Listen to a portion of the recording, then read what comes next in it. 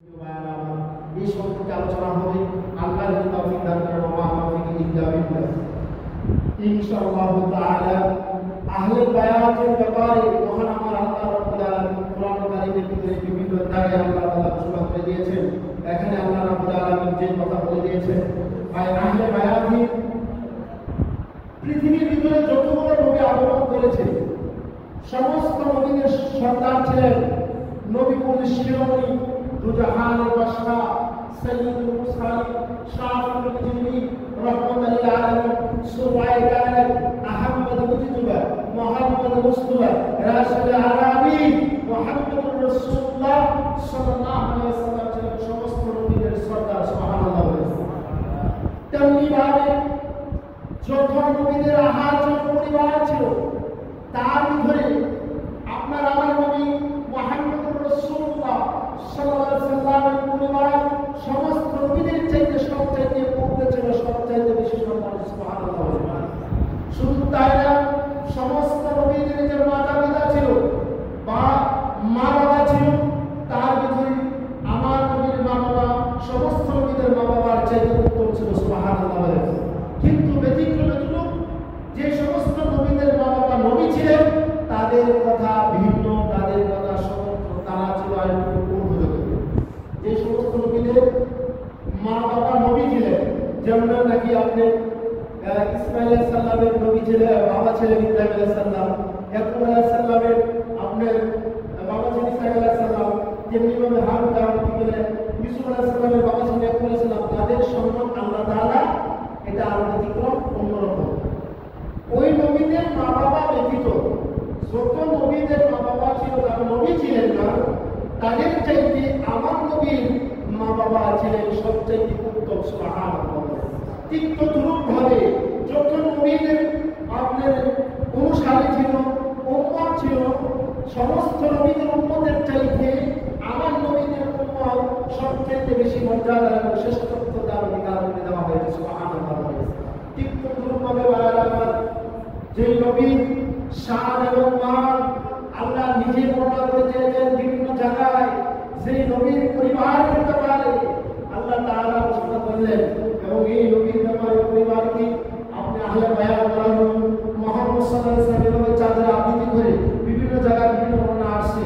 মুহাম্মদ সাল্লাল্লাহু আলাইহি ওয়াসাল্লাম এবং তার পরিবারবর্গ, এর ভিতরে আসছে ফাতেমা রাদিয়াল্লাহু তাআলা আনহা, খাতুনে জান্নাত, জান্নাতের মহিলাদের সর্দার ফাতেমা রাদিয়াল্লাহু তাআলা আনহা, ইমাম হাসান হুসাইন রাদিয়াল্লাহু তাআলা আজমাইন, এবং এমনি ভাবে আপনার তাদেরকে হযরত আলী কারামাল্লাহু তাআলা তাদেরকে আহলে বায়াতের কথা আল্লাহ রাসূল বলে দিয়েছেন। সুবহানাল্লাহ। প্রিয় ভাইরা, আহলে বায়াতের ব্যাপারে আল্লাহ রাব্বুল আলামিন আল্লাহ মুহাম্মাদুর রাসূলুল্লাহ মুহাম্মদ সাল্লাল্লাহু আলাইহি ওয়াসাল্লাম বলেন আল্লাহর রাসূল। সুবহানাল্লাহ। বলেন ওয়াল্লাযীনা মা'আহু আশিদ্দাউ আলাল কুফফারি রুহামাউ বাইনাহুম তারাহুম রুক্কা'an সুজ্জাদান ইয়াবতাগুনা ফাদlan মিনাল্লাহ ورضوانا سيماهم في وجوههم من أثر السجود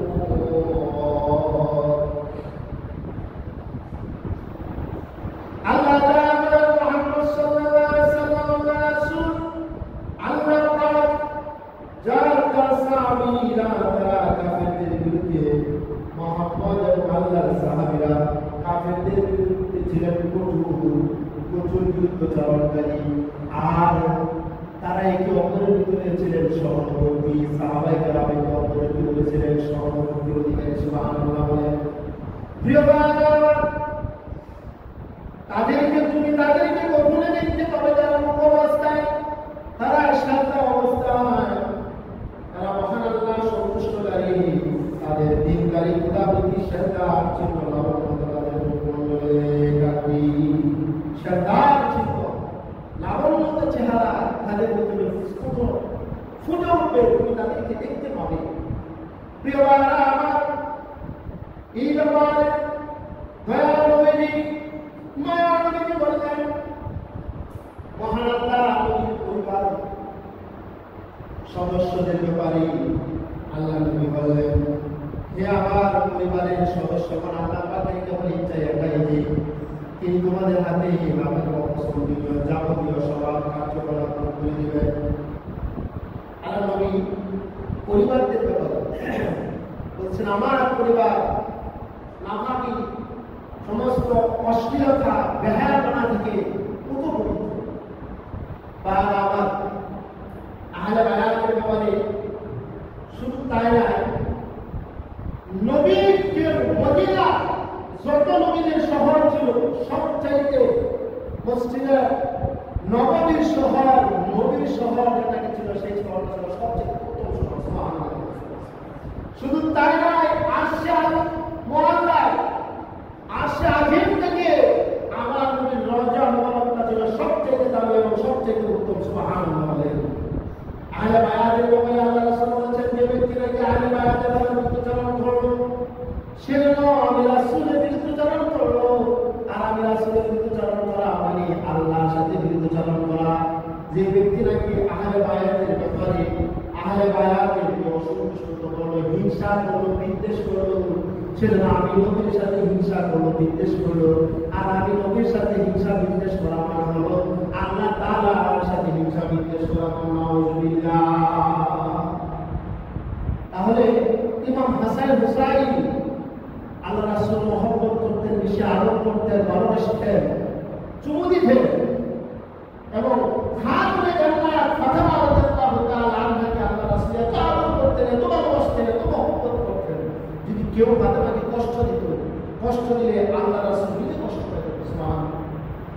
আল্লাহ রাব্বুল আলামিন এই ব্যাপারে জান্নাতের মহিলাদের চারজন মহিলাকে শ্রেষ্ঠত্ব দান করা হয়েছে। সেই চারজন মধ্যে হল ইমরান বিনতে মারিয়াম, ইমরানের কন্যা হল মারিয়াম, শ্রেষ্ঠত্ব জান্নাতের মহিলাদের সর্দার হল, এবং ফেরাউনের স্ত্রী আসিয়া, এবং খুয়াইলা বিনতে খাদিজা, খুয়াইলার কন্যা খাদিজা রাদিয়াল্লাহু তাআলা, এবং ফাতেমা বিনতে মুহাম্মদ, মুহাম্মদের কন্যা ফাতেমা, কারা হলেন জান্নাতের সর্দার। সুবহানাল্লাহ। এইভাবে এই মহিলাদেরকে শ্রেষ্ঠত্ব দান করা হয়েছে পৃথিবীর ভিতরে এবং জান্নাতে তারা মহিলাদের সর্দার। আমার নবী মুহাম্মদুর রাসূলুল্লাহ সাল্লাল্লাহু আলাইহি ওয়াসাল্লাম বলেন, আর জাবির রাদিয়াল্লাহু তাআলা হযরত জাবের রাদিয়াল্লাহু তাআলা থেকে বর্ণনা তিনি বলেন, নবী সাল্লাল্লাহু আলাইহি ওয়াসাল্লাম قال لا تعصنا مسلمان রানি আও রাবিন রানি রাওয়াহ তিরমিজি।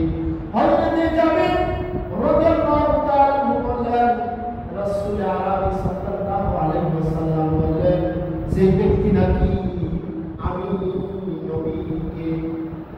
নবীকে জীবিত অবস্থায় পাইল, আমি নবীকে দেখলো, আমি নবীকে দেখার কারণে আল্লাহ তাআলা ওই নবীর উপর যারা ঈমান আনছে, ঈমানের উপর মৃত্যুবরণ করেছে, অটল রয়েছে, আল্লাহ তাআলা তাদেরকে জাহান্নামের আগুন হারাম করে দিবেন।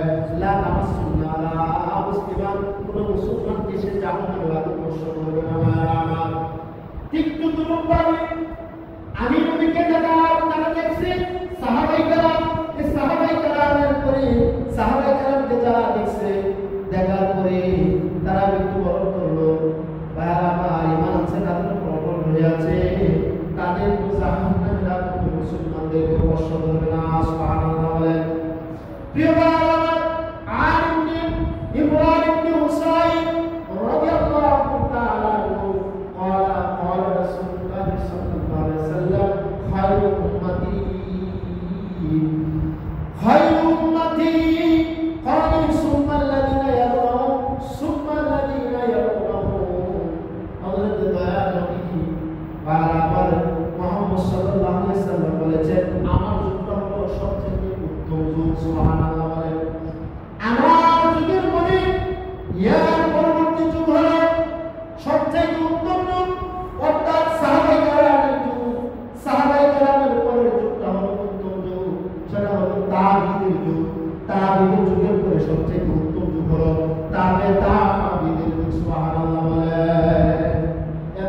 সাহাবী কারা, তাবী কারা, তাবে কারা। সংলাপে আছে সাহাবী হলো তারা যারা নাকি নবীকে দেখছে, নবীর উপর ঈমান আনছে, নবীর তো কাফেররা দেখছে। দেখে নাই? তাহলে কাফেরটাকে সাহাবী হয়ে গেছে? সাহাবী হয় না। এখানে আসছে যারা নবীকে দেখছে, নবীর উপর যারা ঈমান আনছে, এই ঈমানের উপর অটল রহিয়াছে এবং এই মৃত্যুর আগ পর্যন্ত ঈমানের উপর ঠিক করে তাদেরকে বলা হয় সাহাবী। এই সাহাবীদের উপর আল্লাহ তাআলা নিজে সন্তুষ্ট। সুবহানাল্লাহ বলেন। সাহাবীরা আল্লাহর উপর সন্তুষ্ট। এই জন্য বলা হয় রাদিয়াল্লাহু আনহু। সূরাতুল বাইয়িনাতের ভিতরে আছে যে রাদিয়াল্লাহু আনহু, আল্লাহ তাদের প্রতি সন্তুষ্ট এবং আল্লাহর প্রতি তারা সন্তুষ্ট। এদেরকে বলা হয় সাহাবী ভাইরা আমার। এরপরে সাহাবাদের মধ্যে যারা আছে, এই তাদের উপর যারা ঈমান আনছে, যারা হলো ঈমান আনার পরে ঈমানের উপর অটল রয়েছে, মৃত্যুবরণ করেছে, তাদেরকে বলা হয় তাবী। এরপর তাবীদেরকে যারা দেখছে, তাদের উপর ঈমান আছে, ঈমানের উপর অটল রয়েছে, ঈমানের উপর মৃত্যুবরণ করেছে, তাদেরকে বলা হয় তাবে তাবী। তাদেরকে কি বলা হয়? তাবে তাবী বলা হয়। প্রিয় ভাইরা আমার নবী বলেন, যে ব্যক্তি আমার সাহাবাদেরকে পৃথিবীর জন্য সমালোচনা করবে, সমালোচনা করার কারণে আল্লাহ রাব্বুল আলামিন তাদের প্রতি অসন্তুষ্ট থাকবে, আল্লাহ লানত তাদের উপর বর্ষিত হবে। আমার সাহাবারা বলো আকাশের নক্ষত্র সমতুল্য, আসসাবিকান নুজুম। আমার সাহাবাদেরকে নিয়ে কেউ সমালোচনা করবে, ওই মানুষগুলো মুমিন মুত্তাকি হতে পারে না।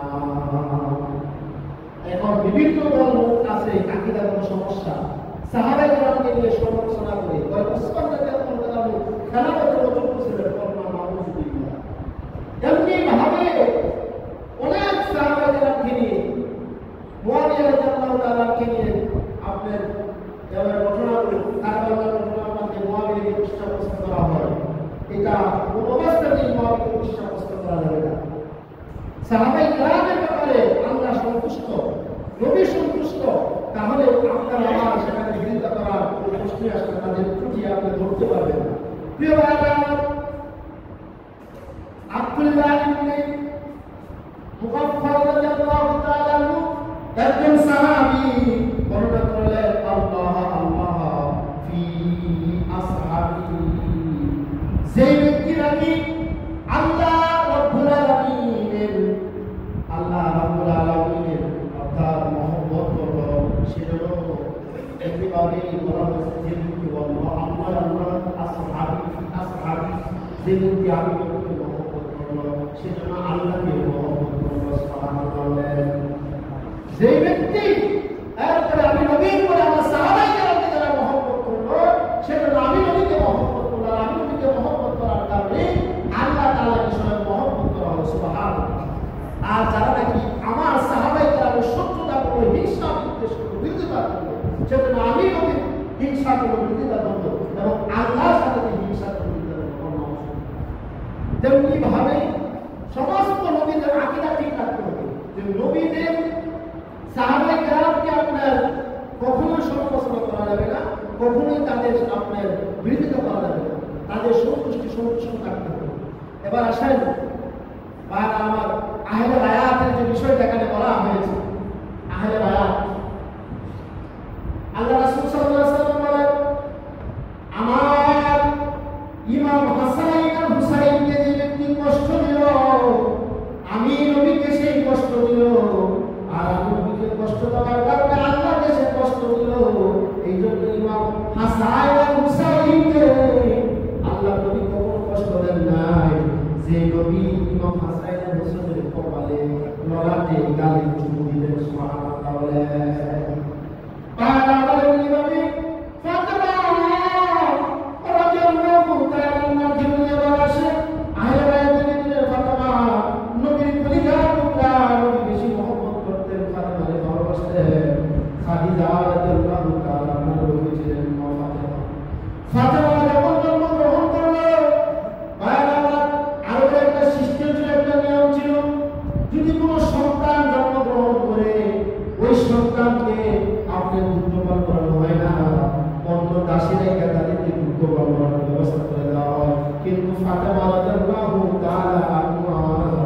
তিনি তার মায়ের দুঃখ পান করেন। খালিদা সুবহানাল্লাহ বলেন ফাতেমা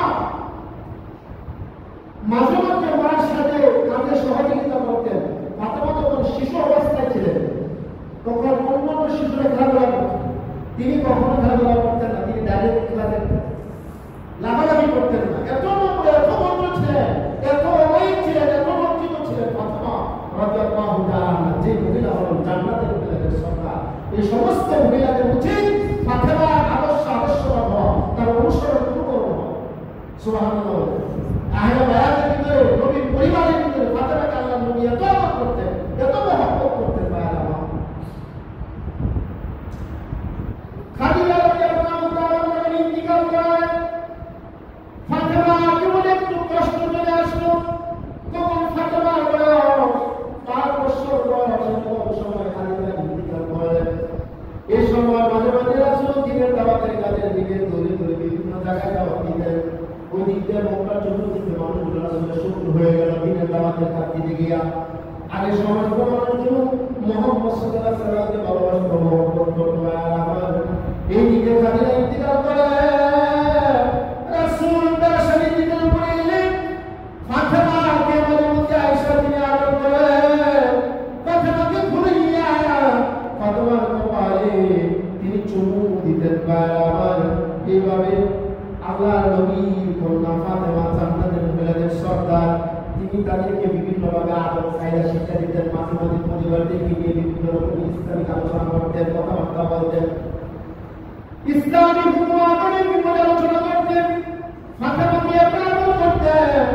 আর ফাতেমা ঘরের কাজ করে যাইতেন। বারবার আয়েশা ফাতেমাকে ফাতেমার জন্য আপনার 5 বছর বয়স হলো, তারপরে আপনার আল্লাহ একজন স্ত্রী গ্রহণ করলেন, নাম ছিল সাউদা। সাউদাকে গ্রহণ করার পরে ফাতেমাকে এতভাবে আদর করতেন। আমার ফাতেমা আল্লাহ নবী যেখান থেকে চলে আসতেন সেখানে এসে ফাতেমাকে তুলে নিতেন, আদর করতেন, এমন এত আদর করতেন, এত মহব্বত করতেন। আমার এমনিভাবে ফাতেমার জীবনীতে যে আলোচনা করলে জানা যায়, আল্লাহ নবী মাঝে মাঝে আলোচনা করে বলতেন, ফাতেমা রে, কাল হাসরের মাঠে তুমি মুহাম্মদের কন্যা বিদায় তোমাকে ছাড় দেওয়া হবে না, মুহাম্মদের কন্যা বিদায় তোমাকে ছাড় দেওয়া হবে না, আমল করতে হবে। আমল বলে হাসরের মাঠ তোমার জন্য সহজ হয়ে যাবে। তুমি এটা ভাবিও না যে আমি মুহাম্মদের কন্যা, সেই জন্য আমি তো জাহানের নবী মুহাম্মদ রাসূলুল্লাহ সাল্লাল্লাহু আলাইহি ওয়াসাল্লামের কন্যা বিদায় আমাকে আল্লাহ তাআলা জান্নাত দিয়ে দেবে, এই চিন্তা কখনো করি, অহংকার কখনো করি না। সম্ভ্রান্ত বংশের মেয়ে ছিলেন ফাতেমা, অর্থাৎ খাদিজা রাদিয়াল্লাহু তাআলা আনহা ছিলেন আরবের মধ্যে সবচেয়ে সম্ভ্রান্ত বংশের মহিলা, সবচেয়ে ধনাঢ্য ছিলেন। সেই কন্যা হলেন ফাতেমা, আমার জাহানের বাদশা মুহাম্মদ সাল্লাল্লাহু আলাইহি ওয়াসাল্লামের কন্যা। সুবহানাল্লাহ। রাসূল সাল্লাল্লাহু আলাইহি ওয়াসাল্লাম পরিবারকে নিয়ে ইসলামের বিভিন্ন কথাবার্তা বলতেন। তুমি এটা ধারণা করিও না, অহংকার নিও না যে তুমি মুহাম্মদের কন্যা বিদায় তুমি জান্নাতে চলে যাবা, তোমার আমল ছাড়া জান্নাতে যাওয়ার কোনো ফয়সালা নেই। ফাতেমাকে আল্লাহর নবী যখন বিবাহ ব্যবস্থা করেন, হযরত আলী রাদিয়াল্লাহু আনহু যখন আপনার বিবাহ ব্যবস্থা করেন, আলীর সাথে বিবাহ দিলেন, বিবাহ হলো, সংসার জীবন যাপন করতে শুরু করলেন। একদিন আলী রাদিয়াল্লাহু তাআলা আনহু আরেকজন মহিলাকে বিবাহ করার জন্য ইচ্ছা পোষণ করলেন, আবু জাহেলের কন্যা। এই কথা বলে ফাতেমা একটু মগ্ন হয়ে গেল। ফাতেমা ঈশা তার বাবাকে বলল, আব্বা যান, আলী আরেকটি মহিলা বিবাহ করতে চায়, আমার সতী আনতে চায়। আল্লাহর নবী তিনি একটু মগ্ন হয়ে গেলেন যে আবু জাহেল ছিলেন ইসলামের শত্রু, যে আবু জাহেল ছিলেন মুহাম্মদের শত্রু, যে আবু জাহেলের কন্যাকে আলী বিবাহ করে রাসূল বরদাস্ত করতে পারেন না। তিনি মসজিদে নববীতে দাঁড়ায়া সমস্ত মানুষের সম্মুখে বক্তব্য দিলেন, যে ব্যক্তি নাকি আমি আমার কন্যা আমাকে কষ্ট দিবে, আল্লাহ তাআলা ওই ব্যক্তির উপর রাগান্বিত হবেন, সেজন্য আমি নবীকে কষ্ট দিল। নবী এইভাবে কথা বললেন। এরপরে আলী রাদিয়াল্লাহু তাআলা আর কোন কন্যা আর কোন মহিলার বিয়ে করলেন না। সুবহানাল্লাহ বলেন। আহলে বায়াতের মহব্বত এমন ভাবে রাখতে হবে যেই মহব্বত নিজের জীবনের চাইতে বেশি মহব্বত আহলে বায়াতের প্রতি যদি না থাকে, তাহলে আপনি কখনোই রাসূলের আশিক দাবিদার হতে পারবেন। ইমাম হাসান হুসাইনকে যদি কেউ কষ্ট দেয়, তাদেরকে যদি কেউ বকাবাদ করে, অশ্লীলতা বলে, আপনার ইমানি চেতনা দিয়ে আপনার প্রতিবাদ জানাতে হবে।